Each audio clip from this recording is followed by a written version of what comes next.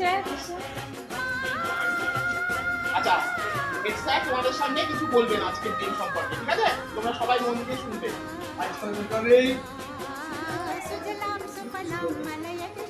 জোরে বল, জোরে বল।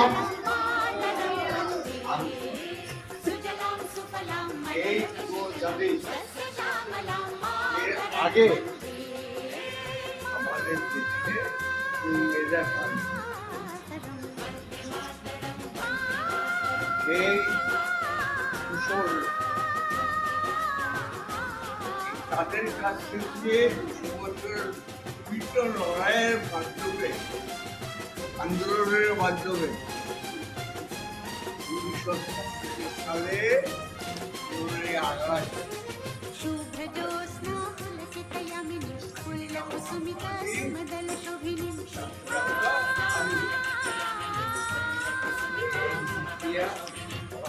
আমাদের বিদ্যালয়ের পক্ষ থেকে তো আজকে এই বিশেষ দিনে আমরা ৭৯তম স্বাধীনতা দিবস উদযাপন করতে চলেছি। তো এই বিশেষ দিনে আমরা আজকে সেই সব মহান নেতাদের কথা তুলে ধরবো তোমাদের সামনে। আর সেই মহান নেতাদের কথা আজকে তুলে ধরবেন আমাদের বিদ্যালয়ের সকলের অতি প্রিয় শিক্ষক তাপস কুমার দেব। সকলে শান্তভাবে থাকবে এবং বসে বক্তৃতা সুন্দরভাবে শ্রবণ করবে।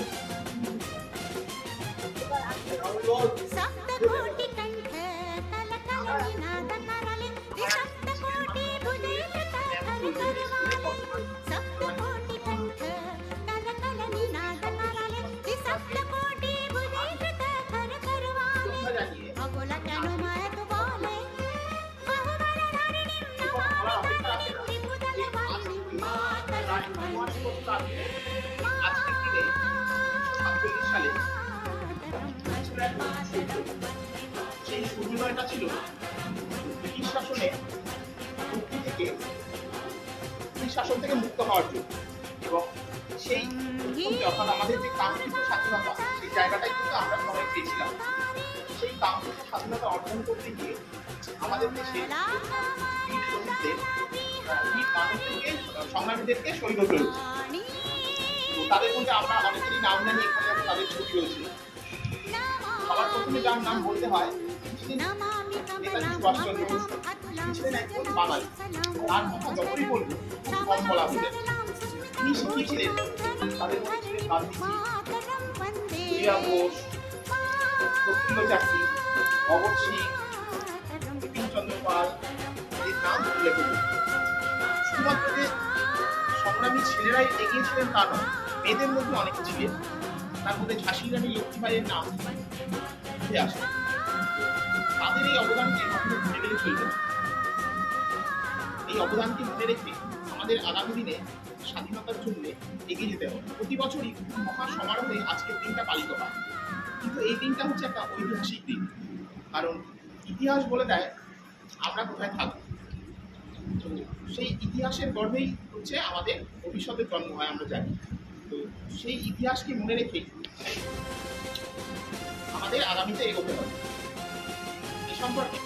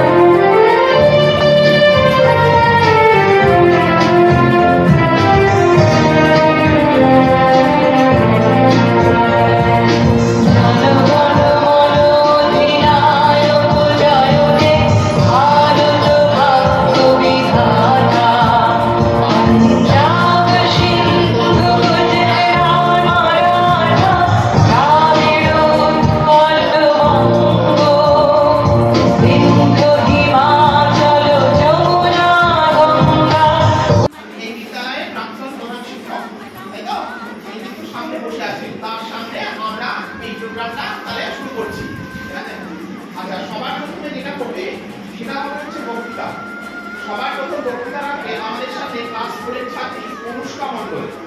অনুষ্কা উঠে এসো। কবিতা আচ্ছা বিবেক দত্ত চলে আসো। বিবেক দত্ত